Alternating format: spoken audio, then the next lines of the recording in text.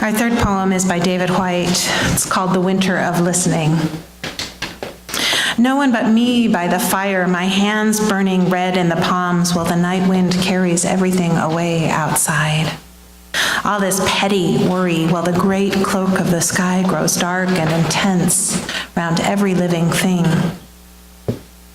What is precious inside us does not care to be known by the mind in ways that diminish its presence. What we strive for in perfection is not what turns us into the lit angel we desire.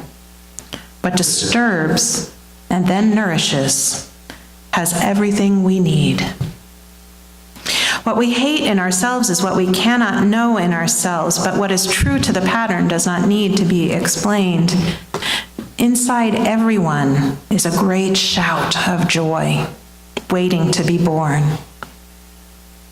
Even with the summer so far off, I feel it grown in me now and ready to arrive in the world. All those years listening to those who had nothing to say.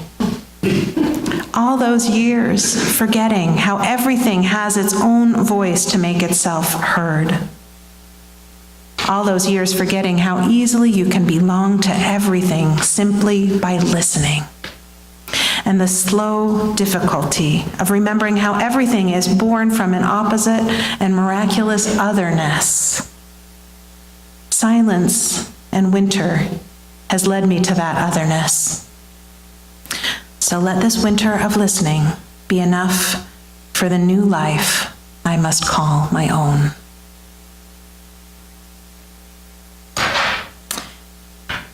If we head out into the winter night and listen, it's not just the song of the spheres we might hear. Often, without the distractions of our daytime lives and that stillness and peace, we hear our own inner voice more clearly. Early in my career, I was invited to interview at a particular church. And those of you who haven't served on church search committees probably don't know the typical rhythm of UU ministerial interviews. You arrive on Friday evening, you have an informal get-to-know-each-other dinner, and then you spend Saturday in intense Q&A sessions, usually with a break to tour the town, sometimes with a realtor. Then you preach in a different church on Sunday morning, have lunch together, and then you're done. On this occasion, things were going swimmingly for me on Saturday. I enjoyed the search committee, they enjoyed me, and I was excited at the possibility of a match. But in the car, on the way home, my dear husband told me he didn't want me to accept the job if they offered it. He had spent more time touring the town than I had, and he was very clear that it was not a place he was willing to live. I spent much of that night tossing and turning, sometimes seething, sometimes just banging my head against this problem that didn't have an easy solution. At about 1 a.m., I gave up and headed out into the winter night for a walk. I went quite a ways, still churning, and eventually arrived at a quiet park on a hilltop.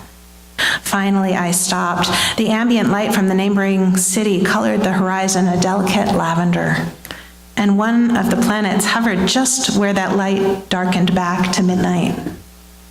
I breathed, I listened, and I heard my inner voice more clearly than ever before. The first thing it said was, surrender. That's a tough one for me. I wanted to fix this problem, but I had to accept that I couldn't. I was at an impasse, and I had to sort of relax into it rather than trying to think my way around or through it. Then it whispered, "Whither thou goest," which was a little weird. You wouldn't expect a girl who grew up in a strictly humanist Unitarian Universalist fellowship to have an inner voice that quotes the King James Bible. But luckily, I was able to translate. Even though it broke my heart a little bit, I told the search committee the next morning that I was withdrawing my name. In that cold, clear pre-dawn, my own path came clear, but something else did as well.